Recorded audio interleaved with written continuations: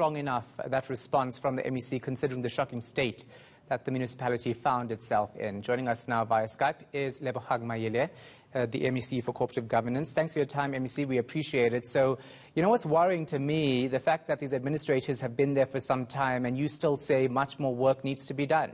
Why? Afternoon, and thanks for having me. If you listen to your colleague there, you will remember he says we had to beef up. So we've beefed up the team.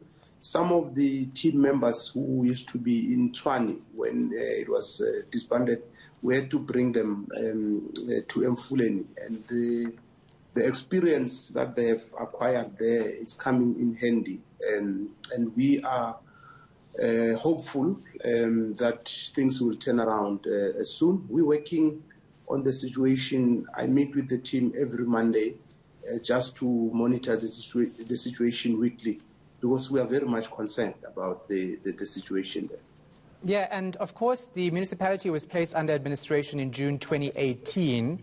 You say you're still hopeful, but this, of course, what's happening there has an impact on residents. It's a long time for residents to be going through this because they suffer with the water pressure being cut. They suffer with Eskom saying we're cutting electricity, right?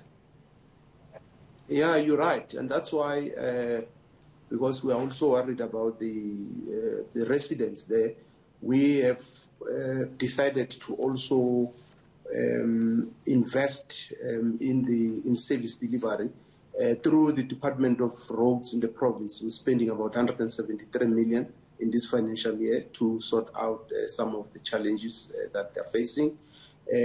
Through our Department of Agriculture in the province, we are investing about 53 million to deal with waste issues. So we don't just want to fix the municipality. We also are already delivering, or rather investing in service delivery. The Department of Water and Sanitation at national level has set aside about 800 million in this financial year alone to deal with sewer issues, and it will also be investing more money there. So we are definitely worried about the citizens, and that's why we thought we shouldn't just wait to fix the municipality. We should also do something when it comes to service delivery. So is there any improvement when it comes to debt? Because you say the municipality's debt currently stands at a whopping 4.6 billion. Now, I spoke to Eskom last year, I spoke to Rand Water last year, and this municipality has promised to make payments but simply did not keep up with that. So that in itself is a problem. How are the administrators letting that happen? The first thing is to ensure that the administrators are taking charge of the finances. There were weaknesses, and we said this previously, in how the provincial government intervened in 2018.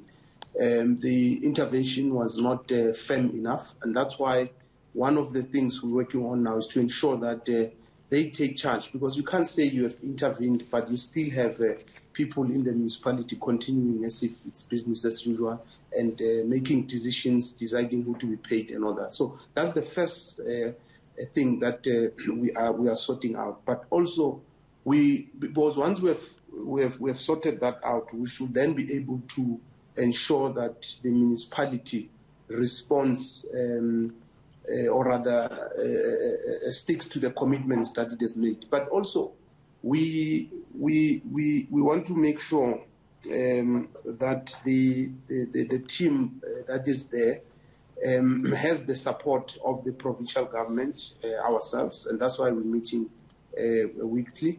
They also work with the mayor and the mayoral committee, because the leadership is still there in the municipality, and there are other areas that will require the mayor and the mayoral committee to reinforce our team. So we met with the mayoral committee last week just to give them an update and feedback on how far have we gone and what are the weaknesses and how we need to work with them. So two things I want to touch on what you're saying. You said that the administrators did not fully take charge in 2018. Why and whose failure is that? Because when you put a municipality under administration, you expect that the province will make sure that it is fixed properly. But then there were shortcomings in that regard. Yeah, there were weaknesses in 2018, in how we have rolled out or implemented. One of the weaknesses was that the person who was supposed to be the lead administrator was then made an acting municipal manager, which effectively made him an employee of the municipality, and that has got its own disadvantages because then it means he's reporting now to the municipality. So it's one of the weaknesses that was there. And I don't want to venture, because I was MEC for Economic Development at the time, not of Cogta. So I don't want to venture into why this and all that. We have realized as a provincial executive council that it did not work the way we wanted it to, and that's why we are now doing it differently. One of the people who was seconded there ended up being a chief financial officer, for instance. So the team we have now, it's not going to be absorbed into the system of the municipality. It's a team that represents the province. It's the team that has got a full authority and that reports to the executive council in the province through the MEC for Cogta. Yeah. So I know you say that you don't want to venture into this and that, but this interview is about accountability, right? And you were the one who came out saying that more work still needs to be done. Let's talk a bit more about the mayoral committee still being there. Why have they not been dissolved given the issues in this municipality? Yeah, look, I mean, I said today, you will know, we have intervened in several municipalities, including in Tshwane and all that, and you will know we've been under attack as the provincial government for appearing to be heavy-handed on the municipalities. We're not apologizing for that. We will definitely continue to put pressure on municipalities. And I think if there was to be a decision taken that the municipality must be dissolved, it's a decision that will have to follow all the processes. We would have to speak to the Minister of Cogta, to the National Council of Provinces, the provincial legislature, the provincial executive council. So with the work that we're doing, we are reporting monthly. And if a determination is made that that decision must be taken, it will be taken by the relevant stakeholders. Yeah, but given the urgency of Emfuleni and how many years we're talking about this issue, surely this should have been done by now. Of course, the allegation against you is that you haven't removed this mayoral committee because it's ANC elected. No, it's not true. You know, to intervene, Section 139 and taking over certain responsibilities, it's a big step. So if it had to do with party politics, we would not have done it. So that accusation is unfounded. And I know that when it's convenient, our opponents wants to create an impression that I've got all the power to just wake up and dissolve municipalities. It doesn't work that way. There is a constitution in the country, and that constitution guides us on how we need to intervene in municipalities. At this point, we've intervened under Section 139, subsection 1B. There's 3 subsections there. The next subsection is C, and C means dissolution. B means assuming responsibilities, and then of the municipality, and then A means issuing directives. So we can't be accused of not intervening when we have intervened, and we are continuing to intervene in that municipality and many other municipalities. But your intervention... dissolution is not the only form of intervention. Yeah, your intervention hasn't been good enough. Your intervention hasn't been good enough if you're coming out all these years later saying that still more needs to be done. Because let's not forget that you guys very quickly acted when it came to placing Tshwane under administration. In fact, the Premier announced the Metro's dissolution when all of that chaos was happening. So why hasn't this happened in Emfuleni? It's a fair question. No. It's not just opposition parties making allegations. No, it is. It is a fair question. That's why I must answer it. Firstly, we did not act quickly on Tshwane. It's not true. We have been interacting with the city of Tshwane since 2016. And we can give you proof of the